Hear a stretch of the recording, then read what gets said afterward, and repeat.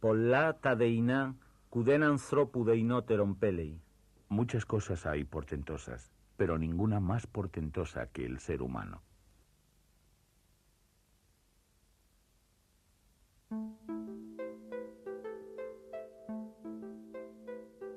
A diferencia y por contraste con otras civilizaciones de la historia universal, la civilización griega puede resumirse en una sola palabra que lo explica todo: anthropos, el ser humano. El desarrollo integral y armónico del hombre en su vertiente individual y social, así como la proyección al máximo de su capacidad intelectual y de su ingenio creativo, marcan de forma definitiva la civilización griega y la propia vida e historia de Occidente.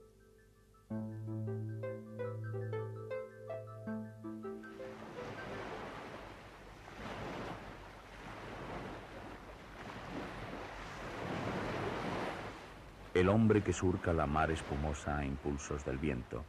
El hombre que esquilma la tierra incansable a golpes de arado. El hombre que atrapa las aves aladas, las bestias salvajes, los peces del mar con sus mallas y redes. Con la inteligencia somete a las fieras del monte, al caballo de crines y al toro campero que dócil acepta su yugo. En su propio provecho ha logrado aprender la palabra, raciocinio veloz como el viento y el afán de regir las ciudades. El hombre que es capaz de resistir lo de ayer, lo de hoy, lo de mañana. Solo la muerte no ha conseguido evitar por más que se defienda de las enfermedades. El hombre que posee hasta límites extremos poderes y recursos, hoy los emplea bien, mañana mal, y transgrede las leyes de la patria y el sagrado juramento de los dioses. Indigno de vivir en sociedad aquel que en desempeño de su cargo observe una conducta deshonesta. Jamás será mi huésped ni mi amigo, que se quede sin casa y sin ciudad.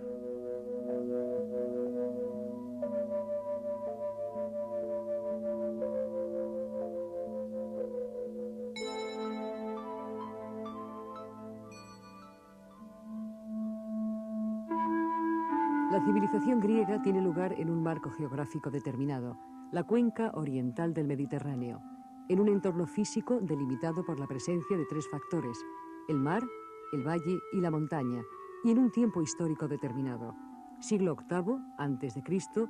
a siglo II después de Cristo. La región donde floreció esta civilización es, si no exclusivamente, sí básicamente el Ática.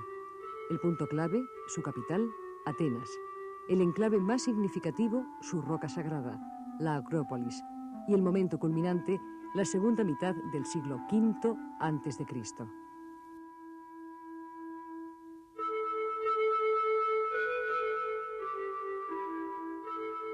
Se podría creer, no sin razón, que el país está en el centro de la Hélade y de todo el mundo habitado. A su vez, cuantos quieren ir de un extremo a otro de Grecia, todos pasan cerca de Atenas por mar o por tierra, como si fuese el centro de un círculo.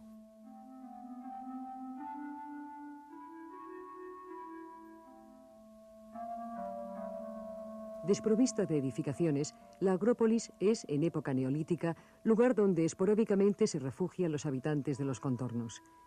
En época micénica, el guánax, especie de rey o señor feudal, edifica su palacio e instala su corte dentro del recinto amurallado.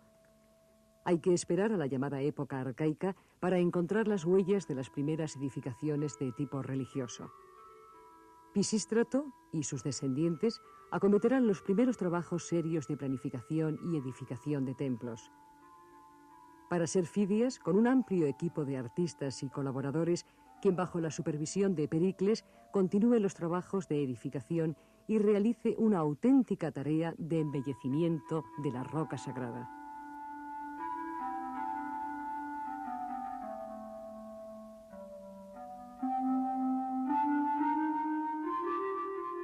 La Acrópolis tiene una sola entrada, pues toda ella es escarpada y la rodea una fuerte muralla. Los propíleos tienen una cubierta de mármol blanco y por la belleza de sus mármoles destacan incluso en mi época.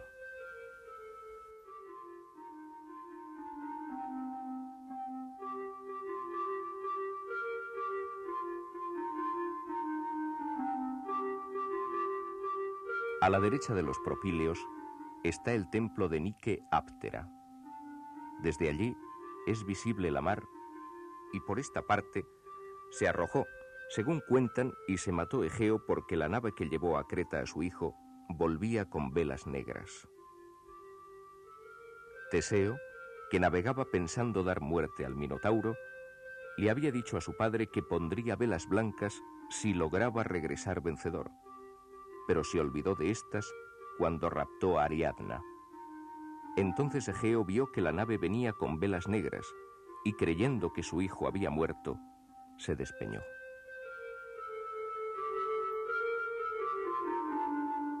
También hay un santuario de Artemis Brauronia. La diosa toma su nombre del demo Braurón, donde está la antigua estatua de madera de Artemis, llamada Táurica. Sobre la roca se encuentra el santuario de Atenea, el antiguo templo de la Poliada, protectora de la ciudad, en cuyo interior hay una antorcha que nunca se apaga. Y el Partenón, obra de Ptino, que alberga en su interior la obra marfileña de Fidias, la Atenea. La estatua está hecha de oro y marfil. En medio de su casco está la esfinge y a cada lado del casco hay en relieve unos grifos. La estatua está en pie, con un manto hasta los pies, y en su pecho está labrada en marfil la cabeza de Medusa. En una mano sostiene una Nike de 4 codos y en la otra una lanza.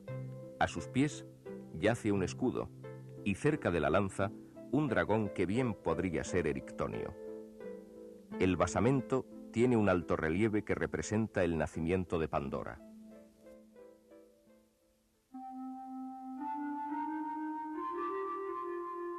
No lejos del templo de Atenea Poliada habitan 2 doncellas a las que los atenienses llaman arréforas. Estas, durante un cierto tiempo, hacen su vida junto a la diosa. Hay también un edificio llamado Erecteion. En él hay altares sobre los que se hacen sacrificios en honor de Poseidón, de Festo y del propio Erecteo. En el interior hay un pozo digno de mención porque produce rumor de olas cuando sopla viento del sur. En la roca se ve la huella de un tridente, testimonio, dicen, de la reacción de Poseidón en su disputa con Atenea por el dominio del país. Aparte de todo lo que he dicho, hay una estatua en bronce de Atenea, obra de Fidias.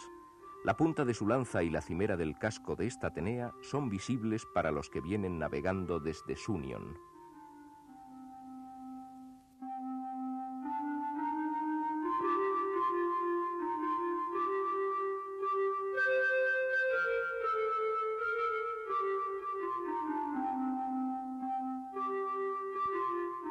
Lo que me gustaría es que todos vosotros pusierais vuestros ojos cada día en la grandeza de Atenas y os enamoraseis de ella.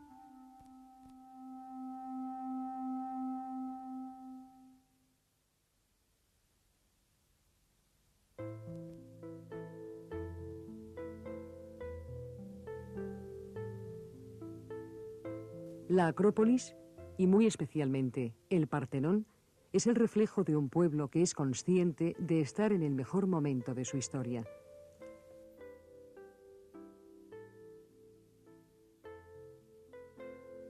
En el exterior del templo, la representación de los combates que los griegos han librado contra sus enemigos. Lo bárbaro, lo suprahumano, lo infrahumano, lo grotesco, guerra de Troya, gigantomaquia, centauromaquia, amazonomaquia, ha sido vencido por la inteligencia y la razón. Atenas.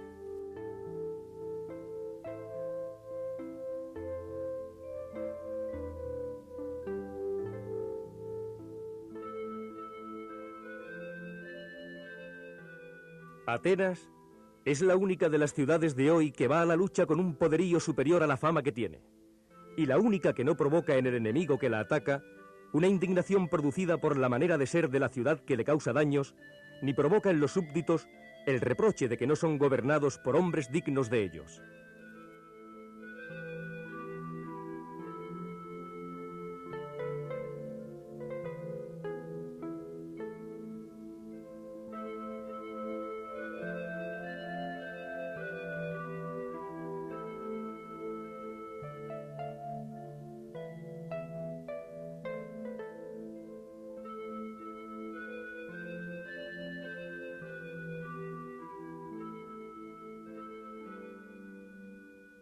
En los frontones, como abrazando las metopas, dos escenas elocuentes.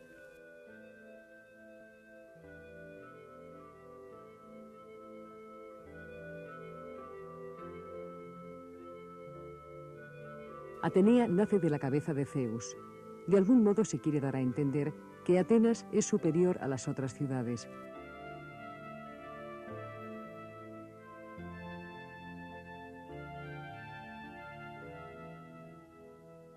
Los dioses contemplan con asombro su auge y su apogeo.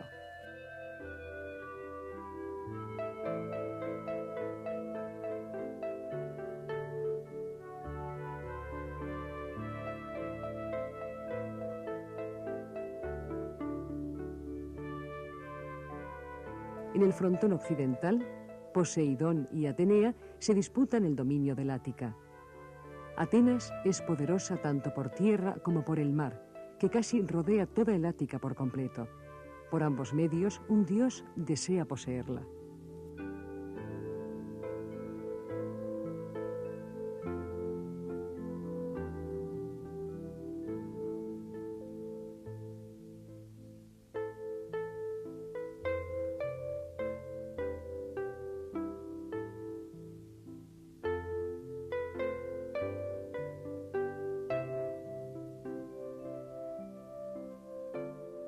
Por nuestra fuerza seremos admirados por los hombres de hoy y del mañana, pues nos bastará con obligar a todos los mares y tierras a ser accesibles a nuestra audacia, y con fundar en todas partes testimonios inmortales de nuestras venturas y desventuras.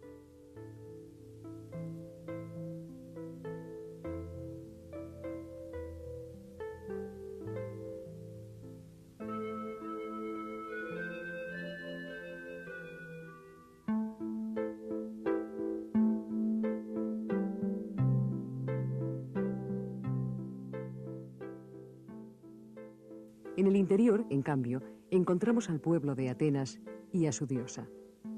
El Partenón, a diferencia de otros templos griegos, está concentrado obsesiva y exclusivamente sobre Atenea.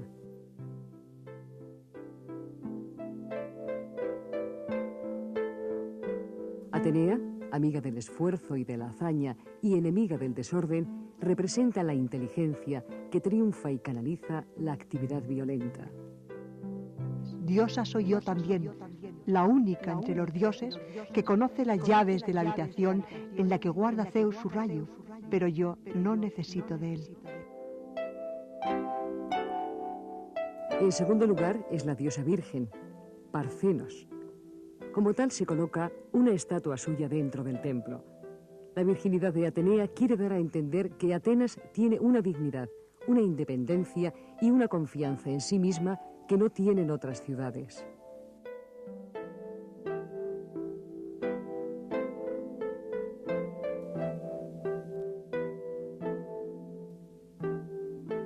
Tenemos la ciudad abierta a todos y nunca impedimos a nadie que la visite o contemple, pues confiamos no tanto en las tácticas y los preparativos como en nuestro vigor de alma en la acción.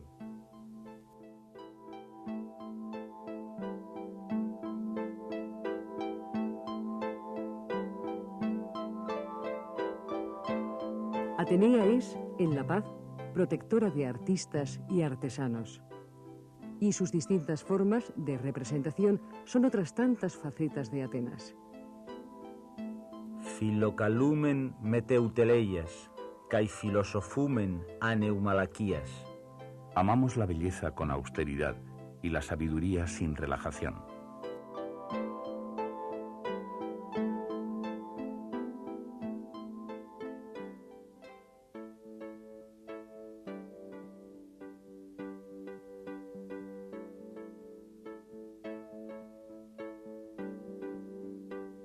El friso en el interior del templo exalta, junto a su diosa, al pueblo de Atenas. Los ciudadanos ofrecen a la diosa lo mejor de sí mismos, en un ambiente festivo y alegre.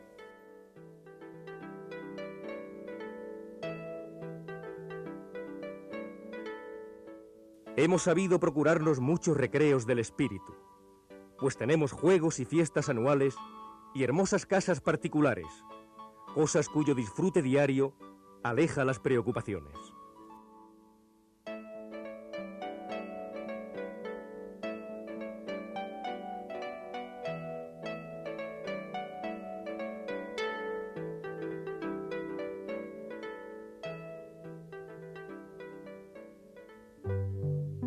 Al frente de ellos, un auténtico líder con carisma.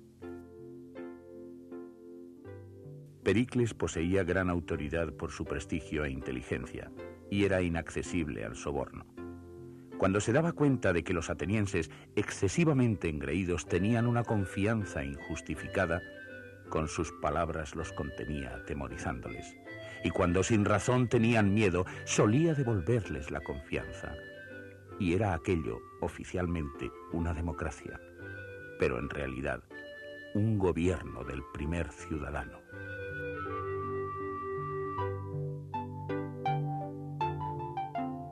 Bajo ese sistema, que no obstante el propio Pericles llamó democracia, hay una filosofía que es la que está representada en la Acrópolis.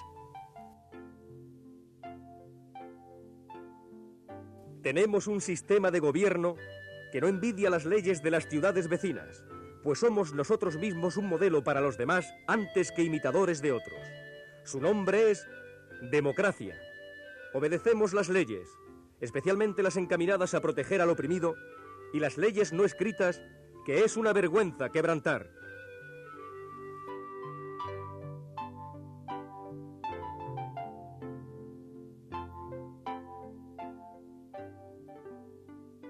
Pericles consiguió que el ciudadano ateniense pudiera sentir la misma sensación de libertad e igualdad que sintieron los aristócratas en regímenes anteriores.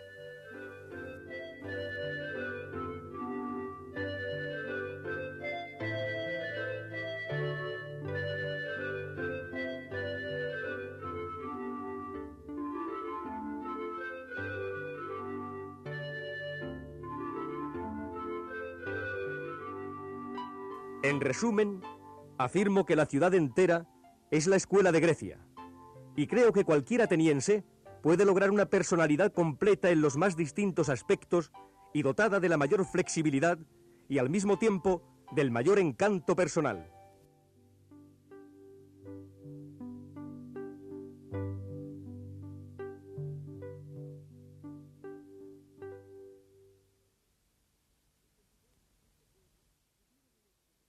Este líder y este pueblo tuvieron unos predecesores que prepararon ese camino largo, duro y rápido que va de una sociedad aristocrática a otra democrática.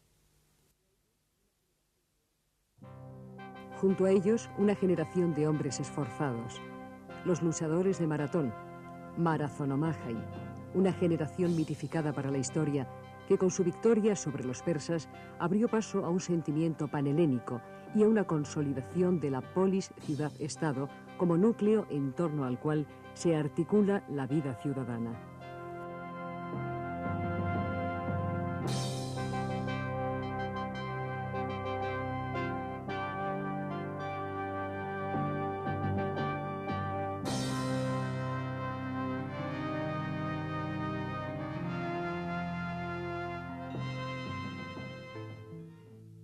Lamentablemente, una epidemia de peste iba a acabar con Pericles.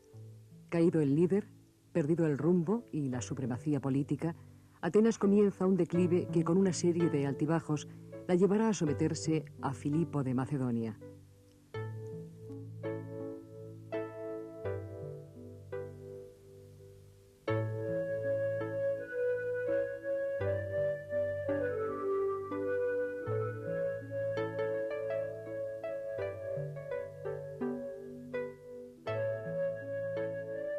Durante todo el tiempo que en la paz estuvo al frente de la ciudad, iba conduciéndola con moderación y guardándola con seguridad, y bajo su mando se hizo muy poderosa. Por el contrario, los políticos que le sucedieron, que tenían aproximadamente entre sí la misma influencia y buscaban llegar a ser cada uno el primero, cambiaron de conducta hasta el punto de entregar el gobierno al pueblo, siguiendo sus caprichos.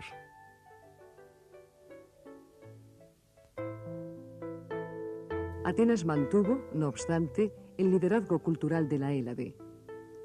Aquellos 50 años de gobierno en democracia dejaron su huella en la vida de Grecia y en la historia de Occidente.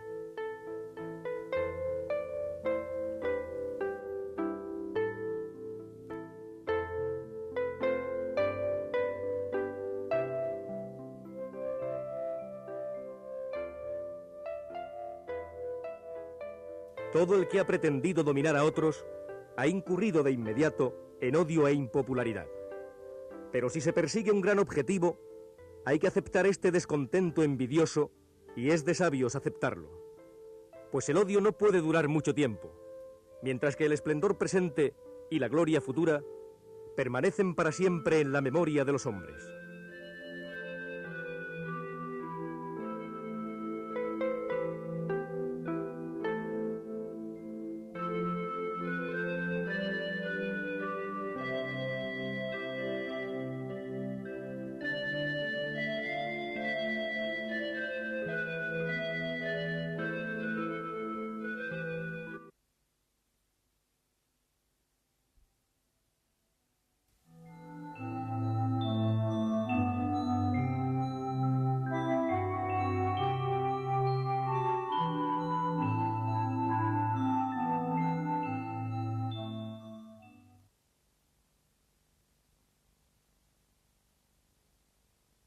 O anthropos physei politikon zoon. El hombre es un ser sociable por naturaleza. La Acrópolis no es el espacio en el que desarrolle su vida el hombre ateniense. A diferencia de otros lugares en los que un promontorio amurallado alberga a un pueblo que se atrinchera siempre preparado para la guerra, la Acrópolis presenta la peculiaridad de que nadie vive dentro de su recinto, solo los dioses, o mejor, su diosa Atenea. Se podría decir de ella que, a diferencia de casi todas las fortalezas de la tierra, es un lugar no para la guerra, sino para la paz.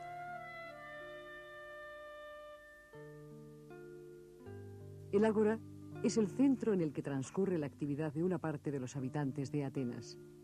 Los restos que hoy se encuentran en ella y lugares próximos son testimonio de la vida del ateniense de la época clásica.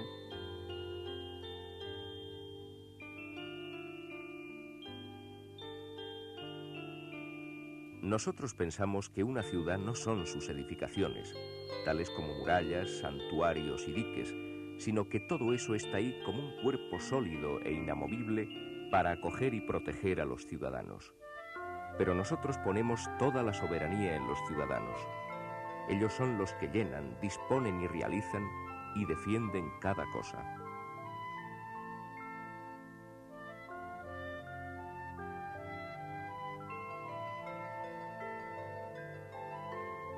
Pero, por encima de todo, procuramos que los ciudadanos lleguen a ser buenos de alma y fuertes de cuerpo.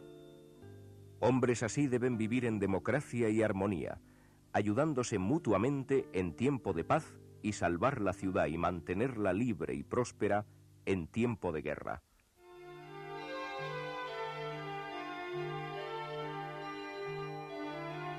Una gran parte de los espacios abiertos y recintos están destinados a la actividad política y judicial.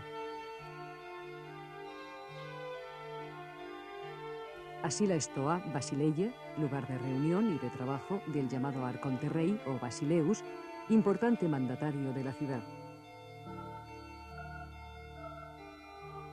El Buleuterion, sede de la Bulé o consejo integrado por 500 miembros.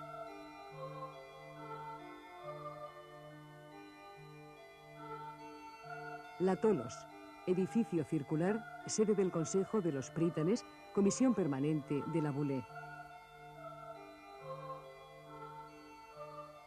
El Strategeion, donde al parecer celebraban sus reuniones los 10 estrategos elegidos por el pueblo.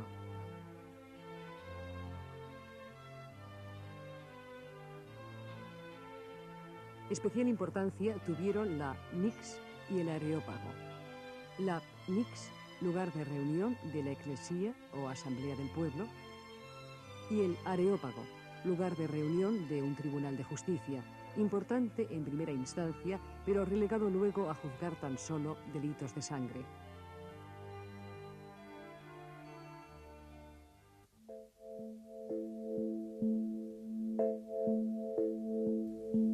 Vuestro comportamiento en esta situación desesperada, atenienses, es de risa, y el propio Filipo se frota las manos de pensar que la ciudad obra de esta manera. Actuáis con retraso. derrocháis el dinero, andáis buscando a quien entregar los asuntos públicos, os irritáis, os acusáis mutuamente. Nunca, atenienses, nunca habéis establecido ni preparado correctamente ningún plan de acción, sino que vais siempre a remolque de los acontecimientos. Escuchad ya mi ley, pueblo del Ática, en el momento de dictar sentencia en el primer proceso por sangre derramada. En lo sucesivo y para siempre, el pueblo de Egeo contará con este tribunal para sus jueces, Areópago, colina de Ares. Establezco este tribunal insobornable, soberano, protector del país y siempre en vela por los que duermen. En la Eliea se dirimen los restantes y muy numerosos procesos judiciales.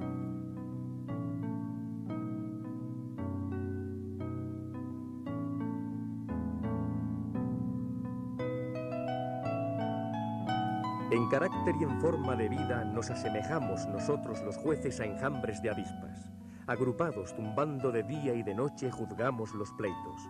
Unos en la sede del arconte rey, otros aquí en el tribunal de la Eliea, otros junto a la sede de los 11, otros incluso allí en el Odeón, algunos en tropel pegados a los muros mirando al suelo, como las larvas en las celdas. A todos picamos y así nos ganamos la vida.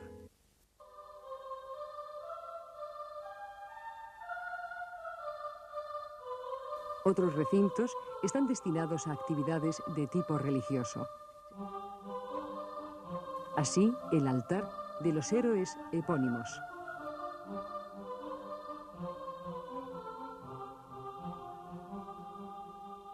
El Metroon, santuario dedicado a la madre de los dioses, cuya imagen esculpió Fidias.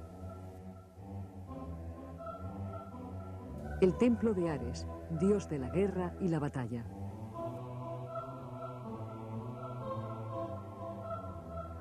El templo de Apolo Patros, con una monumental estatua, obra de Eufranor. El santuario de Afrodita Urania. Y el Tesellon, dedicado al culto de Hefesto y Atenea.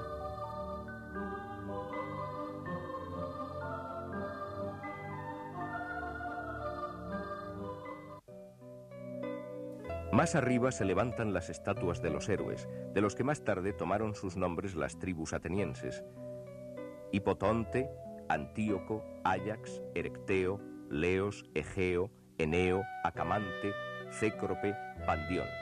¿Quién determinó que debía haber 10 tribus en lugar de 9 y cambió sus nombres antiguos por otros nuevos?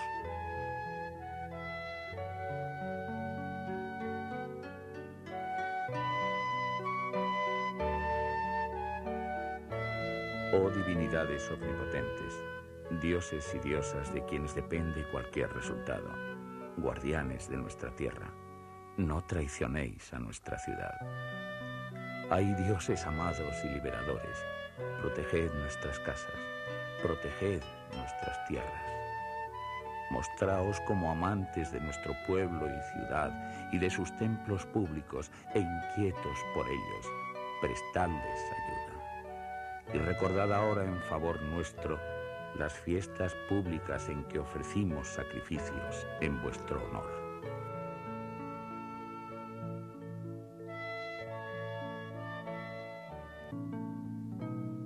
Después, erigiendo templos para que no estuvieran sin casa y sin hogar, hacen imágenes suyas que les encargan a Brasíteles o a Policleto o a Fidias. Y estos, no sé dónde los vieron antes así, van y esculpen a Zeus barbudo, o a Apolo como si fuera un niño ya para la posteridad, a Hermes con un bigote incipiente, y a Poseidón con cabello azul marino, y a Atenea con ojos verdes. Y quienes entran al templo no creen estar viendo marfil de las Indias ni metales de Tracia, sino al mismísimo hijo de Crono y de Rea, de mudanza a la tierra por obra y gracia de Fidias, y con orden de inspeccionar la desierta Pisa, y contento encima si cada 5 años completos alguien le hace un sacrificio como un suplemento en el transcurso de los Juegos Olímpicos.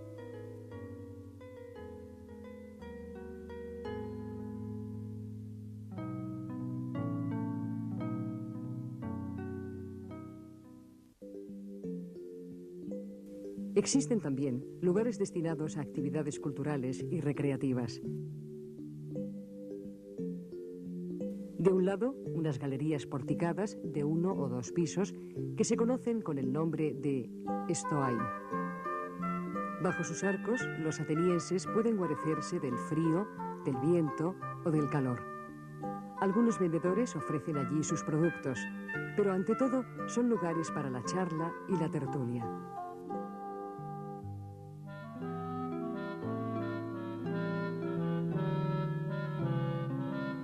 Vendedoras de puré y hortalizas del mercado de grano, hospederas de ajo y panaderas, salid de dentro a prisa. Traigo gansos, liebres, zorras, topos, erizos, gatos, nutrias y deliciosas anguilas del lago Copais.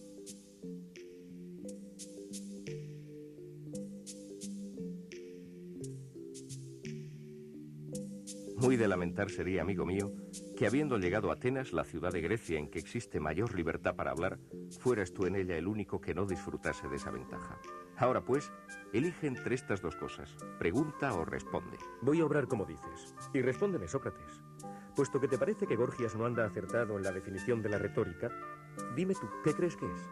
¿Me preguntas qué arte considero que es? Exactamente. A decir verdad, no me parece a mí que sea ningún arte, Polo.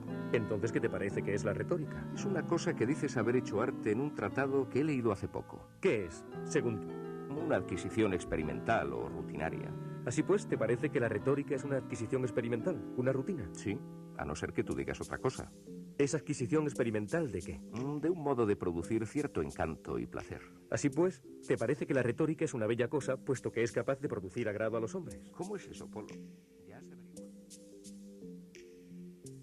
Otro lugar importante para el deporte, el ocio y la tertulia es el gimnasio.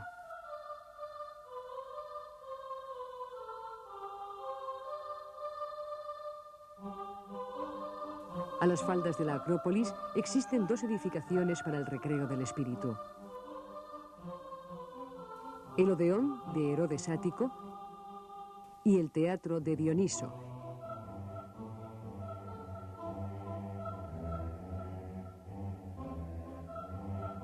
¿A cuento de qué, Solón, hacen esas pamemas vuestros jóvenes? Unos, entrelazándose, doblan las piernas una bajo otra. Otros resuellan y se ahogan y se revuelcan entremezclados por el barro como jabalíes. Y desnudándose antes de empezar, los veía yo, se frotaban con aceite y se daban friegas el uno al otro en plan totalmente amistoso. Pero si te parece, vamos a acercarnos, allí a la sombra, y a sentarnos en los bancos para que no molesten nuestra conversación los que están animando a los atletas. Además, no puedo aguantar fácilmente el sol radiante cuando cae de plano sobre la cabeza al descubierto. Por cierto, me llama la atención que tú, un hombre ya mayor, ni sudas ni te inmutas ante el calor del sol, sino que lo aguantas tan campante. Has de saber, Anacarsis, que los constantes revolcones en el barro, las fatigas en la arena al aire libre, todo eso de lo que te burlabas hace un rato, es lo que nos curte y nos protege de los rayos del sol.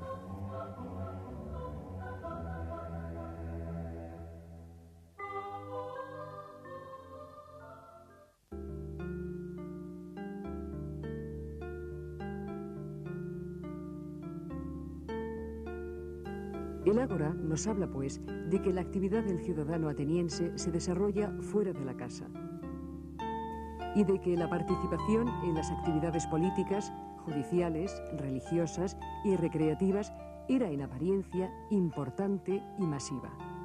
Hallazgos de auténticas colecciones de Óstraca nos hablan de la importancia de la institución del ostracismo, creada por Clístenes, para proteger al pueblo de las actitudes, hábitos o comportamientos poco democráticos de sus gobernantes. En el momento de escribir las tejas del ostracismo, se cuenta que un hombre del campo, muy tosco y totalmente analfabeto, le entregó su teja al propio Arístides, el primer individuo que pasaba por allí, al tiempo que le pidió que escribiera en ella el nombre de Arístides. Sorprendido, este le preguntó: ¿es que te ha hecho algún daño el tal Arístides? ¿Qué va? En absoluto, replicó el campesino. Pero ya me fastidia oír a todas horas y por todas partes que le llaman el justo. Arístides nada replicó. Escribió su nombre en la teja y se la devolvió.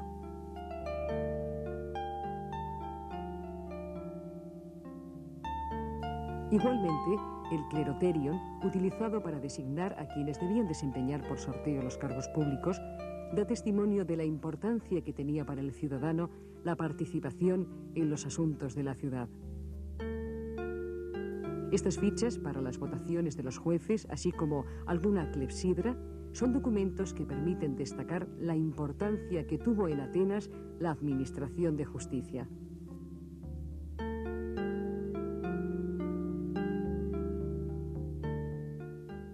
Hay clepsidras que tienen pequeños caños por los que se desliza el agua, cuya medida determina los discursos de los juicios.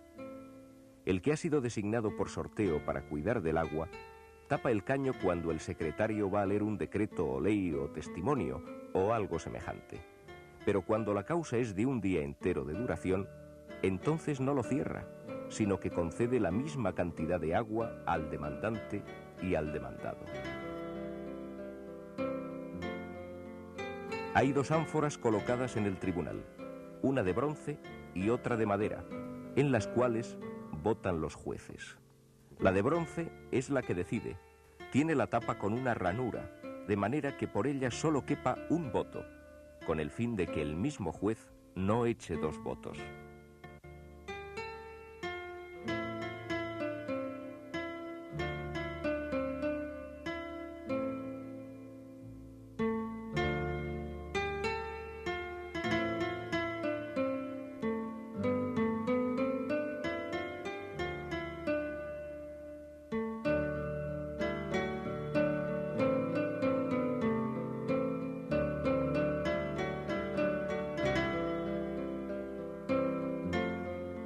Pero veo que algunos critican también a los atenienses por lo siguiente, porque muchas veces uno no puede gestionar allí los asuntos en el consejo ni en la asamblea del pueblo, ni aunque espere sentado un año entero.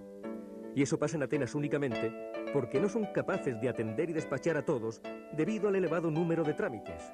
En efecto, ¿cómo pueden ser capaces ellos que, en primer lugar, tienen que celebrar más fiestas que otra ciudad griega cualquiera y que, además, tienen que dirimir tantos procesos públicos y privados y rendición de cuentas como no dirimen todos los demás pueblos juntos? Naturalmente, si hay tantos asuntos, ¿es extraño que no puedan atender a todos? Algunos replican que si se presenta uno en el consejo o en la asamblea del pueblo con dinero, será atendido. Por cierto, yo estoy de acuerdo con ellos en que con dinero se tramitan muchos asuntos en Atenas y que se tramitarían muchos más, incluso si dieran dinero muchas más personas. Pero doy por seguro que la ciudad no tiene capacidad para atender a todos los solicitantes por mucho oro o plata que se le dé.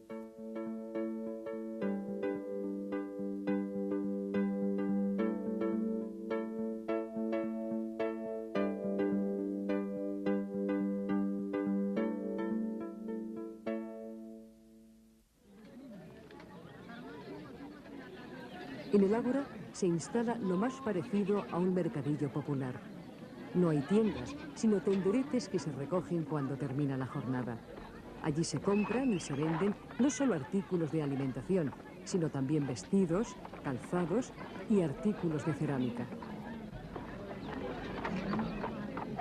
Aquí, en este mercado, aquí mismito, tenemos de todo lo que se puede encontrar en Atenas. Uvas, peras, manzanas, Testigos, rosas, lechugas, habas, guisantes, leyes, lentejas, queso, hierbas silvestres, fichas para las votaciones y los sorteos, cacerolas, lamparillas, clepsidras, procesos y sobre todo decretos, muchos decretos.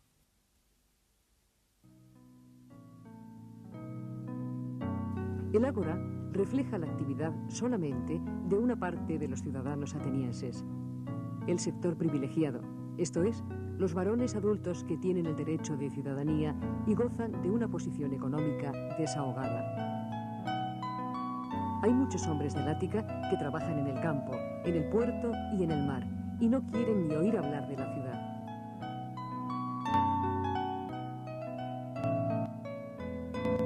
Si la cigarra entona el dulce canto, yo disfruto mirando mis viñitas de lémuros, observando contento que maduran las brevas. No me gusta la guerra. Tan solo quiero un trago al arrimo del fuego con mis viejos amigos mientras arde la leña, los sarmientos de vid escogidos en verano, y torrar los garbanzos y tostar las bellotas, y besar a la esclava si mi mujer se baña.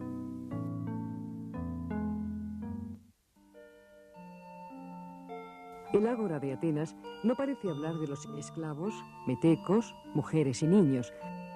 La democracia ateniense no parecía ir mucho con ellos.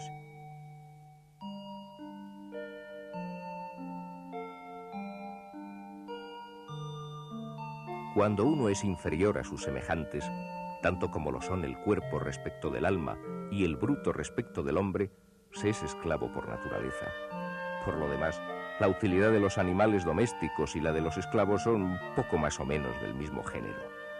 La naturaleza misma lo quiere así, puesto que hace los cuerpos de los hombres libres diferentes de los esclavos, dando a estos el vigor necesario para las obras penosas de la sociedad, y haciendo por el contrario a los primeros incapaces de doblar su erguido cuerpo para dedicarse a trabajos duros y destinándolos solamente a las funciones de la vida civil, repartida para ellos entre las ocupaciones de la guerra y las de la paz.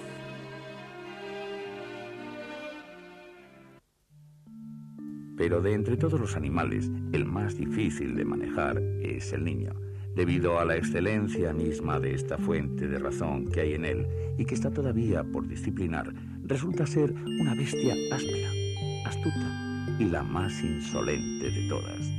Por eso se le debe atar y sujetar con muchas riendas. A su vez, los niños deben tener también algo en que ocuparse. Hay que admitir que son una buena invención los sonajeros que la gente da a los niños, a fin de que, mientras se entretienen con ellos, no rompan nada de las cosas de la casa, pues como son pequeños, no pueden estarse quietos. Así pues, mientras que un sonajero es una ocupación apropiada para los niños, la educación sirve de sonajero a la gente joven, que ya es mayor.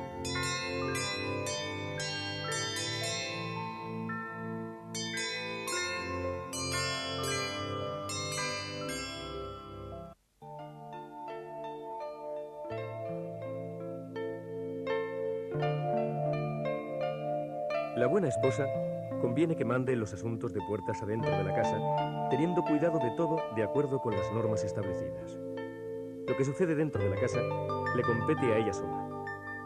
Debe controlar los dispendios y gastos para las fiestas a las que le permita su marido asistir.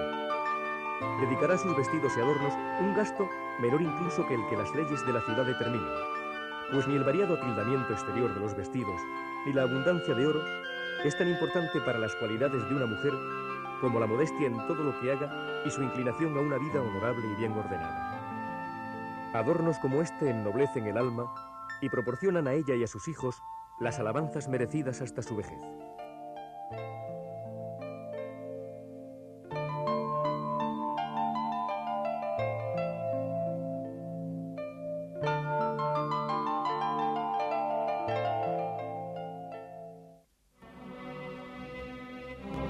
El esplendor reflejado en la Acrópolis y en el Ágora y su entorno está cimentado sobre un buen contingente de personas, esclavos, metecos, mujeres y niños, para quienes todos los monumentos que aquí hubo debieron significar muy poco.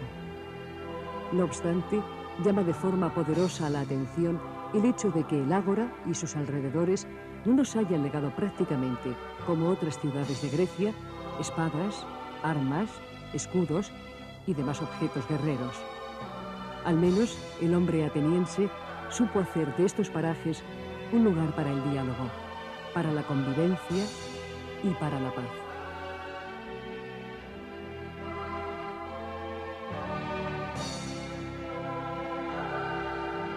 Un pueblo debe poseer a la vez inteligencia y valor, para que el legislador pueda conducirle fácilmente por el camino de la virtud.